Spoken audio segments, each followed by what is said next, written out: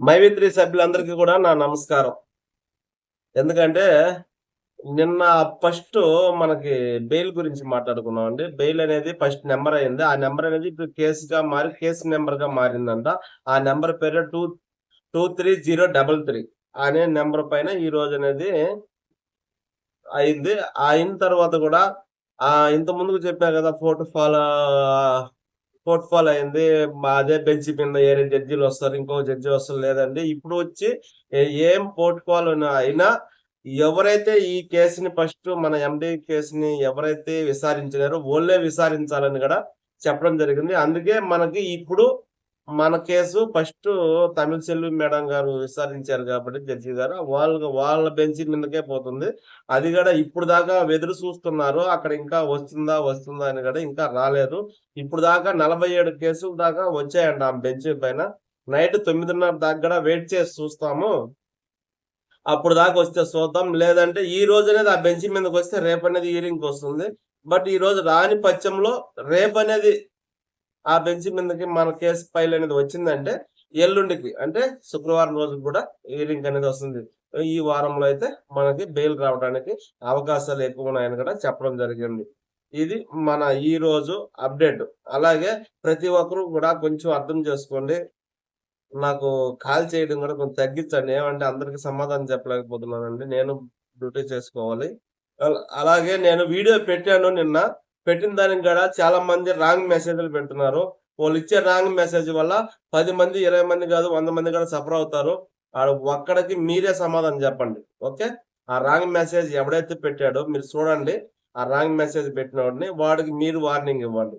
ఏమంటే మీకోసం నేను అప్డేట్ పెడుతున్నాను. లేదా నాకెందుకు అవసరము? హ్మ్. నేను డబ్బుల కోసం పని జేయలేదు. నాకు అందరూ కాల్ చేస్తున్నారు. ఎవరో ఒకరు ఒక అప్డేట్ ఇవ్వాలని ఇస్తున్నాను. మీరు అర్థం చేసుకోవాలి. అర్థమైందా? దానికని నాకొచ్చి రాంగ్ మెసేజ్‌లు పెట్టడం, ఏంది బే, రా బే ఇలా పెడుతున్నారు. ఇది నాకు అవసరం లేని విషయము.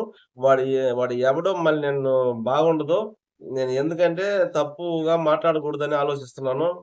నేను తప్పుగా మాట్లాడాలంటే చాలా సేపు పడదు. ఆ మెసేజ్ పెట్టినోడిని మీరు ఖండించండి. నేను ఏదో చిన్న అప్డేట్ వచ్చినా మీకెందుకు అందిస్తున్నానంటే మీరందరూ కూడా తెలుసుకోవాలి, ముందుకెళ్ళాలి అని నేను వీడియో పెడతాను. మీరు అర్థం చేసుకోండి. నాకు చాలా ఇబ్బందుల్లో ఉండి గూడా మీకు వీడియో పెడుతున్నాను. అర్థమైందా? అది మీరు అర్థం చేసుకొని తనకి మీరు సమాధానం ఇవ్వండి. నిన్న పెట్టిన వీడియోలో అంత నేను మధ్యాహ్నం చూసాను. హ్మ్. తనకి మీరు నేను మీ మంచి కోరి నేను మీకు మేలు చేయాలి. మీకు చిన్న అప్డేట్ అయినా తెలియపరచాలి అనుకోని వీడియో పెడుతున్నాను. మీరు అది అర్థం చేసుకోండి. అర్థమైందా? ఈడేమో నేను డబ్బుల కోసమో, దేనికోసం నేను పెట్టడం లేదు. ఏదో 10 మందికి ఒక చిన్న మెసేజ్ ఇచ్చినోడినవుతాను. ఎంతో కొంత మేలు చేసినోడినవుతాననుకోని వీడియో పెట్టాను. ప్రతి ఒక్కరు నన్ను మీరు కామెంట్ పెట్టేటప్పుడు ఆలోచించి కామెంట్ పెట్టండి. అర్థమైందా? మళ్ళీ కూడా దండం పెడుతున్నాను. అలాగే మీరు లైక్ చేయండి. 3000 మంది చూస్తున్నారు. 100 మంది లైక్ చేస్తున్నారు. అర్థమైందా? మీరిచ్చే లైక్ అనేది ఇంకొంతమంది ఫార్వర్డ్ అవుతుంది. కొంచెం ఫోన్ చేసేవాళ్ళు కూడా తగ్గుతారు. వాళ్ళకి ఫార్వర్డ్ అవుతుంది. ఓకే. వీడియో చూసి మళ్ళీ కాల్ చేస్తున్నాను. ఓకే. మనకైతే ఈ వారంలో అయితే బెయిల్ రావడానికి 100%గా చెప్పడం జరిగింది. ఈ వారంలో బెయిల్ వస్తది. అమౌంట్‌లు ఎక్కడికెళ్ళవు. అమౌంట్ కూడా 100% మీకందరికీ కూడా ఇచ్చే మాదిరిగానే సార్ చూస్తారు. సార్ నిజాయితీని మనం చూడబోతాము. సార్ ఎవరిని కూడా నష్టపోయేదానికి వదలరు. మనం ఎండీ సారు ఎవరిని గూడా పోవడానికి ఆయన ఒప్పుకోరు. ఆయన ఏది చేసినా మంచి చేయాలనే ఆలోచిస్తారు. ఖచ్చితంగా మనకందరికి మేలు జరుగుతుంది. మంచి జరుగుతుంది.